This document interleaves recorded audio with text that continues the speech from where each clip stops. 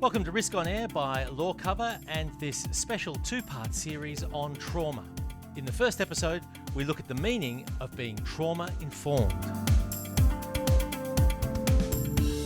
Welcome to Risk on Air. I'm Julian Morrow, and today we're joined by the co-founder and director of the Centre for Corporate Health Group, Rachel Clements. Rachel, welcome back to Risk on Air. Thank you so much for having me back. It's great to be speaking again. We spoke back in 2021 and we covered mental fitness. And I suppose the fact that we're sitting here talking today means, good as that podcast was, we didn't 100% cure the problems of mental health challenges in the legal workplace. Is that fair to say? Yes, correct. There's still a lot of work to be done in that space. Well, let's start doing some of that work. This is going to be a bit of a mini-series on a concept which I think is very much front of mind these days, which is being trauma-informed and how lawyers can foster a safe practice environment for themselves and also for their clients. Is this an increasing focus of your work? Yes, it has become very much a point of focus, particularly for the legal profession and also HR professionals working across a variety of different professions, because lawyers will inherently be seeing clients who have been exposed to significant levels of psychological trauma. You're coming in the door because you've got some sort of problem and it's a legal problem, but it's obviously something that's affected your life in a major way. Yes, absolutely. So many people will be seeing a lawyer and they will be in that trauma response and that trauma reaction. So they may have had a distressing event. It could be exposure to abuse. It could be exposure to violence, accidents, medical trauma, a whole range of different things. And that disrupts people's ability to even relate to a lawyer or even to be able to engage in legal services. So hence, now we're much more educated around how do we actually work with our clients, support our clients, and do that in a trauma-informed way. Let's step right back, Rachel. What actually is trauma? Trauma is an emotional or a psychological response to an extremely distressing event. So different people will have different types of reactions to exposure to a traumatic event. Maybe some people may experience minimal reactions, whilst others may expose much more intrusive and much more pervasive reactions. And these can include a whole variety of different symptoms, but some common ones would be that hyperarousal that people experience after trauma, and that could be a sense of anxiety, that constant hypervigilance, and I'm scanning and anxious about my surrounds. It could contain avoidance behaviour, which is withdrawal, avoiding thoughts or conversations, or even going near a place where a trauma may have occurred, or even denial. It could also involve those intrusive symptoms such as flashbacks or nightmares or those kind of recurrent thoughts. I can't stop thinking about that traumatic event. So they're the types of very common trauma reactions that people will experience. So a lawyer, through the course of their work, can be seeing people either immediately after exposure to a traumatic event or maybe sometimes a year or more after. But those symptoms are still very much prevalent, particularly if someone has developed a diagnosis of post-traumatic stress disorder. So for lawyers, learning how to navigate conversations, learning how to get the information that they need for their clients and to even maybe support their clients in a way that's trauma-informed is an essential competency these days. You talked about trauma reactions, and there's a range of those, and also alluded there to the sources of trauma. Are there different types of trauma? Yeah, I mean, there's a lot of different types of trauma, and that can arise from, a whole variety of different things: motor vehicle accidents, medical negligence issues, exposure to violence, aggression, on-site workplace accidents, injuries, those types of things. But what we see is that if people go on to develop full-blown symptoms of post-traumatic stress disorder, the end result is very similar. So the way that people will be presenting to lawyers is going to be very similar regardless of the causation of that trauma response. So we've talked about causes of trauma, trauma reactions, and you've used that expression, which I think a lot of people will have heard, but might not really fully understand the implications of it and what it means, being trauma-informed. it's not as simple as just knowing that trauma exists. So what does trauma-informed mean? Yeah, it's a great question. I get asked that question all the time, especially now because there is much more positive duty of care on us to be interacting with our clients in a way that causes no more harm to them. A trauma-informed approach is really an approach that recognises that somebody I'm seeing and talking to maybe has been exposed to trauma, and I'm able to respond to the impact of that trauma. It really is an approach that acknowledges that prevalence or experience of trauma and the ways it can shape someone's emotional presentation, their psychological and their physical presentation or their well-being. So a trauma-informed care is really seeking to engage in a process that creates a really safe and supportive environment for the time that I'm with that individual. Basically, engaging in a process that minimises the re-experiencing of that trauma response. So it might shift the narrative a little bit from the approach of what's wrong with you to tell me what's happened to you. It's a very different response.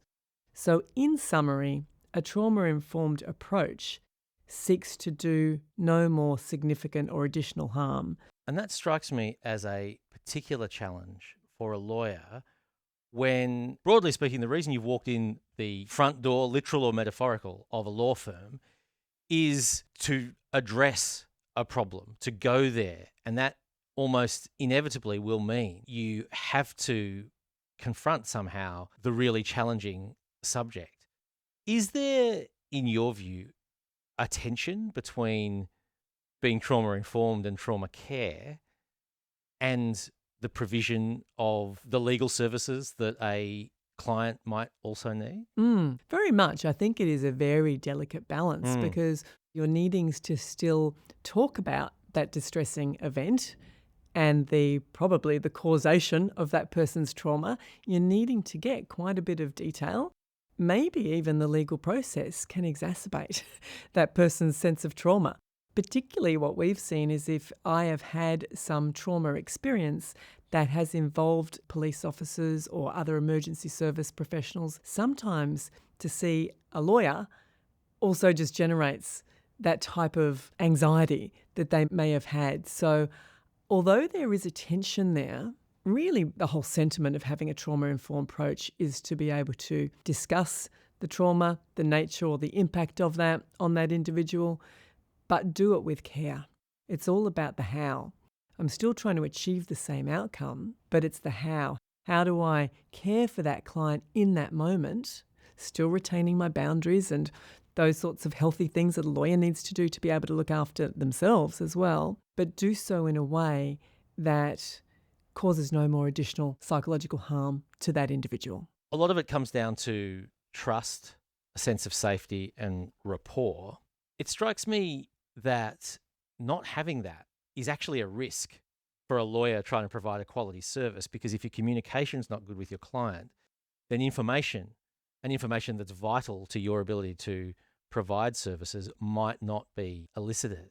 Yes, absolutely. I mean, when people show up to maybe their first appointment with their lawyer, very often they can present in a very disorganised manner. And if I'm not trauma-informed, I can start to think maybe a little negatively or get a little bit frustrated, because it's very common that somebody who's experienced trauma, they're not communicating effectively.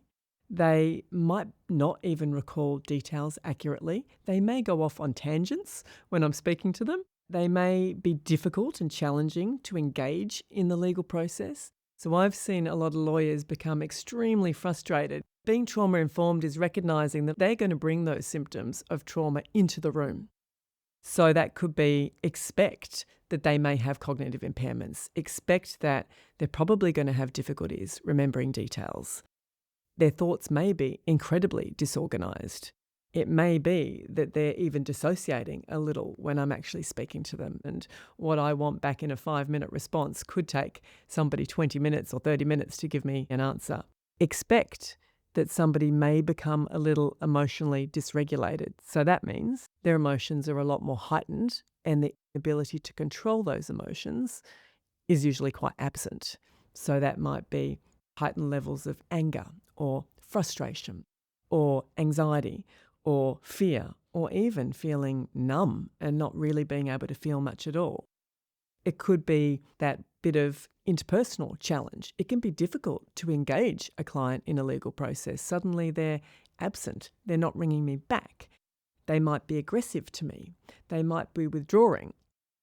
Or sometimes it plays out in more that bodily type function, that they have more headaches or migraines. They might need to take more regular breaks. They may experience extreme fatigue. I might need to have several meetings with them. It might be chronic pain even. So there's about 6 key building blocks to being trauma-informed.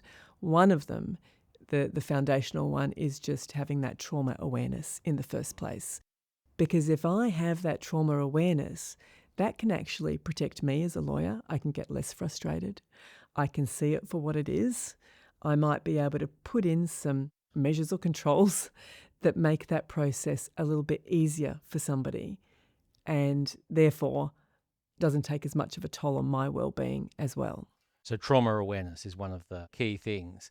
Could you tell us about some of the others? Yes. So being trauma aware is one of the first ones. The promotion of safety. I can break this down for you in a moment about what that might mean in a legal setting. But how am I setting up even the room physically to have a sense of safety with somebody? When someone's been exposed to trauma, that sense, that worldview of the world is a safe place has essentially been broken. How can I restore a little bit of that bit of safety so I can get the information that I need? How can I empower somebody in the process? Maybe there's a way I can ask questions, I can engage in the legal process by rebuilding a sense of control. Very often when somebody has been exposed to trauma, they feel completely out of control.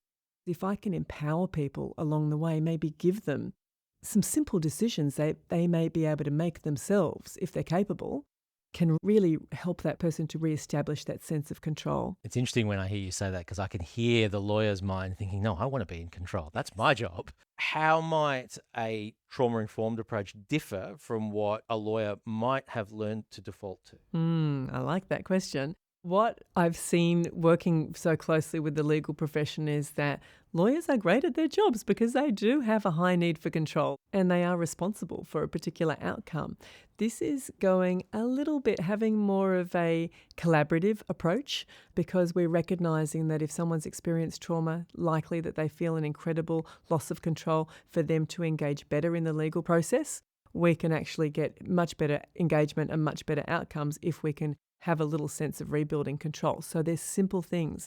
A client said to me recently that they had rung up one of their clients who had experienced a significant trauma, and they had not done the trauma-informed training, and so they were just talking to that particular person around, now I know you've had this very distressing event that's happened, and it was a huge psychological trauma that this person had been exposed to. And they were talking about the ongoing impact, and therefore this is what we need to do in the process. They were out, they were home, they were with their family, they were with friends, they were doing other, different things.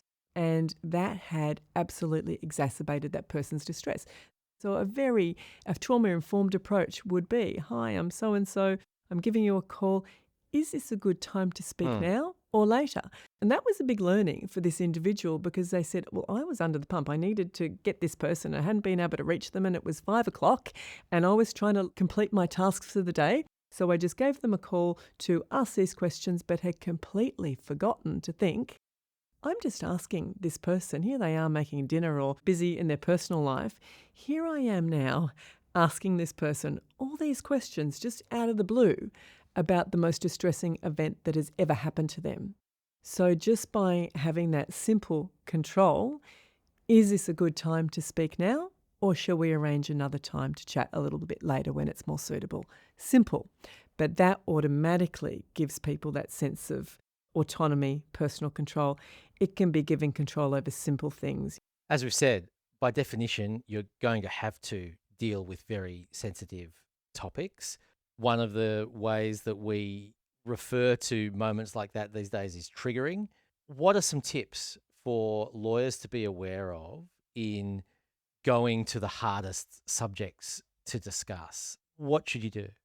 Well, it's a variety of different techniques. So it can be giving that warning. I do need to ask you now about the nature of the trauma and the details around that. Are you ready to move on with that now? Again, that's empowering. Of course, I'm probably going to say yes, but that's an empowering piece there where I feel as if I'm in control of the timing of this. Or sometimes I've asked that question and people have said, actually, could I just take a little break before that? And if I just ploughed on and hadn't asked, are you ready to proceed with that now? I would never know. So that can be just a simple thing. Again, setting up the boundaries with that. Please feel free to take a break at any time. We can proceed as fast or as slow as you want to with this. Maybe they've got other ways of communication or methods of communication that they can share with you, which doesn't necessarily require people to relive all of the details. Being mindful of the language that you use. Certainly you don't want to be mimicking any traces of what that trauma or abuse may have been. It could be just recognising that if someone has had difficulties with the law or law enforcement or government agencies, I may just have a sense of fear about seeing a solicitor or a lawyer in the first place, and just realising that it's not me as a person, it's just that I may resemble a particular authority figure that may potentially be a trigger. Last minute changes, and I know that happens in the legal process all the time, but it takes somebody such a lot of psychological energy if I'm getting ready for that appointment with my lawyer or that hearing that I may have, and suddenly it's changed at the last minute. So trying to reduce the change, trying to give certainty. I know legal proceedings do change, but just avoid rescheduling if one can. Triggering can occur even in just rooms, so avoiding bright lights, avoiding kind of small rooms that may remind people of the incident. Even, say, for example, if there was an incident in the city and asking someone to come into an appointment in the CBD can be triggering. The very location that their lawyer is at can be triggering, or someone maybe does have PTSD and travelling from their home, wherever that may be, into the city for an appointment, that journey in and of itself can be triggering. So just being mindful of location, and are there any ways to be able to set up appointments? Is virtual appropriate? If it is, great, that might be suitable for some people, although I do think face-to-face is great, but being mindful that very common that the journey just in for that appointment has already used up pretty much all of my psychological energy, and I haven't even got to the meeting with my lawyer yet. Always prevention's better than a cure, Rachel, but lawyers are human. They're going to make mistakes. What do you do if you intend to be trauma-informed, but you realise that something's just gone a little bit wrong? How do you deal with that? I think, we're all human. Lawyers are not expected to be mental health experts in this space at all. And I think just learning from it, chalking it up to experience, and kind of being able to incorporate that learning into my practice for next time. And then maybe when I am speaking to that client, I can start afresh. Sometimes I have seen lawyers, and it depends, you've got to be very careful whether it is worth an apology for the way that a meeting may have been conducted. That's very situation specific. But I think just to acknowledge that in oneself and being able to learn and grow from it. We're not going to be perfect all the time, and sometimes it's things that you don't even think of, and you're not expected to be aware of all of these things. So we are going to slip up, but I think as long as you're in that moment with them, empathy statements and the active listening are the vital skills that will get you through. That's what calms when someone's in the trauma brain. The best way that you can help people to kind of downregulate that trauma response is through active listening, through empathy, through your tone of voice, through your eye contact, through the way that you're sitting and your body language. And I always think, what am I bringing as a human? What am I bringing of myself to this interaction? Who am I being to this person when they're going through a very difficult, distressing time? How am I showing up for them in a way that's going to do no more psychological harm to them? Because you can actually be a lawyer and a human at the same time. You can. And it's about just bringing the humanness. And I know lawyers are very busy. When we're under the pump and a lawyer's in their stress brain, it can be frustrating when I'm asking somebody a question and I want a direct answer that's going to give me something that fits in with my very rational, logical brain, and someone's going around in circles. And it's very easy to let that trauma-informed communication drop off a little bit because it takes a little bit more forethought, takes a little bit more time, and it takes a little bit more psychological energy. If you find yourself in a situation with a client where they have become distressed, that's a very challenging personal situation for a lawyer to be in. How can you best deal with it?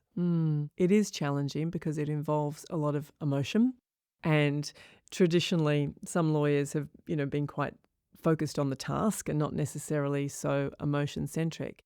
There's a couple of simple things. One is dialing up your active listening, and instead of using more directive statements such as, "Oh, just calm down," using softer, more trauma-informed language such as, "I can see this is really challenging for you. I can see this is very upsetting.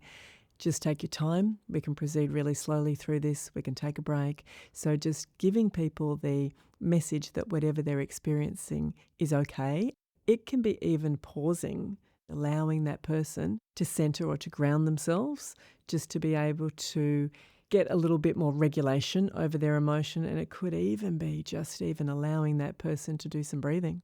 It can be just allowing a little bit of silence too. You don't have to be filling up that communication.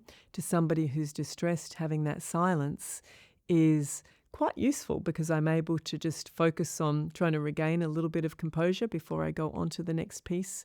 It's certainly about just stopping and dialing up your emotional intelligence skills, your empathy and your listening. And even though this is going to take a little bit of time, I've got to pause all logical, rational decision-making kind of processes and realize that that client is in their emotional brain right now. And when they're in their emotional brain, there is no point trying to ask them questions that require an answer from the prefrontal cortex because they're not in their prefrontal cortex just yet. Whereas if you can actually meet them where they're at, maintaining a very calm tone, people respond very well to tone, using that open body language. Eventually then that emotional phase will start to taper off a little bit. And then you can maybe ask that person, "There's actually some important information I need to obtain from you now. Are you okay to move on with that section now?" And just again, you're almost saying to that person, "We're just going to leave this emotional brain now. Are you ready to head over into your prefrontal cortex where I can now ask you some rational questions?" And you're able to respond a little bit. You will be able to gauge that because someone's emotional distress will start to come down. They're going to look a little different, maybe a little calmer. And they might start to loop. They might start to go round and round and repeat the same things. And then, they're kind of running out of a bit of fuel. So that's suggesting to me, I think we can maybe move on. And a big clue is that they might ask you a question. And if they ask you a question such as, "Well, what do we do from here?" or "What happens next?" you know that they're entering into their prefrontal cortex. And that's your clue. Okay, that's a great question. So let's move on to that section now. And just learning a few of those little techniques will make that communication progress much more smoothly and, in fact, probably more time efficient. Because what I see is that if lawyers are not aware of that needing to meet the person where they're at in their emotional brain, where you get an entire conversation where someone's emotionally triggered and just keeps getting emotionally triggered throughout that time, that's a clue of, I haven't met their emotional needs. I haven't calmed down that emotional brain, and then we can move on. Rachel, it sounds like a lot of this comes down to communication and styles of communication. But just before, you also talked about the physical environment. I don't want to stereotype lawyers too much, but it might be the case that there are some pretty standard formats in the physical environments of law practices and law firms. Are they intuitively trauma-informed, or might there be some adjustments that could be considered? I think, lawyers work in a whole variety of different settings. So I think it's just worth being aware of what that environment may look like. We work with lawyers in many different physical environments. So it could be even just having a quiet, a safe space that's kind of free from distractions, that maybe I don't have my phone that I'm looking at constantly. I'm here just with that person and I'm very focused on that person. It could perhaps just being mindful of the seating arrangements that you have.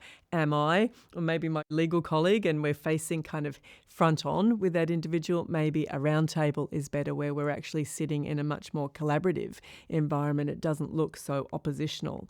It could be possibly more welcoming kind of office decor if that's available. It can be actually in having safety also in your process. It can be explaining things in just simple, non-jargon terms. If I'm a bit cognitively impaired, which most people will be, just having shorter sentences, free from jargon, non-threatening type of language, maybe setting out expectations very clearly around what's going to happen from here. Allowing for breaks is really important as well, because a lot of the time people can't concentrate for very long. Whilst a high-performing individual can concentrate very well for around 90-minute periods, if I've been exposed to trauma, it's a lot less than that before my brain starts to get a little bit fatigued. Giving them warnings. We're going to now be talking about the nature of the trauma and what you've been exposed to and what's happened and how that may be impacting on you. I'm going to take it really slowly. Feel free to take a break at any time. That's an example of a trauma-informed approach where you're giving a little bit of that control to that individual. You're putting in those safeguards, those breaks. You're essentially communicating, I'm giving you some warning that this section here may be challenging and difficult, but I'm going to be there to guide you through that and support you through that. I just think if we've got somebody more vulnerable sitting in front of us, we really have to have these things top of mind. And even I was working with an organisation recently where I was talking about the trauma-informed approach, and they recognised that the way that they were asking people to fill out their claim form completely exacerbated people's trauma very early on. So as a result, they were going to redesign the online form that they asked. It's interesting when you think about it from your very first contact with an individual, from the time you might send a letter, from the time you may make your first phone call, to the time that they're seeing them very first time in the office. Sometimes when people have been exposed to trauma, they're not comfortable to even shake hands. They don't want any kind of physical touch. So maybe asking permission, being aware of that other person's personal boundaries. It's the little things that can make a contribution to not exacerbating that trauma.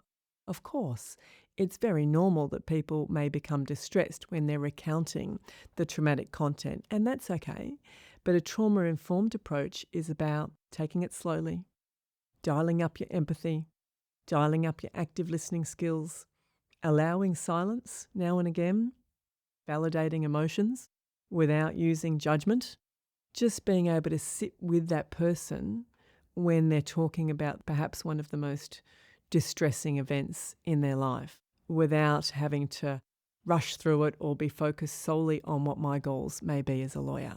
It's going to improve engagement, and it's going to minimise any misunderstandings that could result in complaints or claims that might even come out maybe against a lawyer themselves.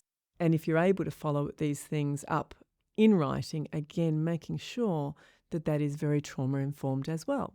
So it's just around putting a well-being lens over our communication, whether it's written or verbal. And in the next episode, we will look more at the impacts of dealing with trauma issues for practitioners and how to respond to that. I suppose it's worth finishing up by saying that no matter where you're practicing, the Law Society of New South Wales does have a solicitor outreach service, which is a confidential counselling service for solicitors in New South Wales. So you can call 1-800-592-296 for access to that service. It offers up to 3 psychology counselling sessions per financial year and a 24/7 telephone crisis counselling service with a psychologist. Rachel, thanks very much. Let's talk about this some more. Thank you. Join us for the second part of this Risk on Air series on trauma when we discuss the impact of trauma on lawyers.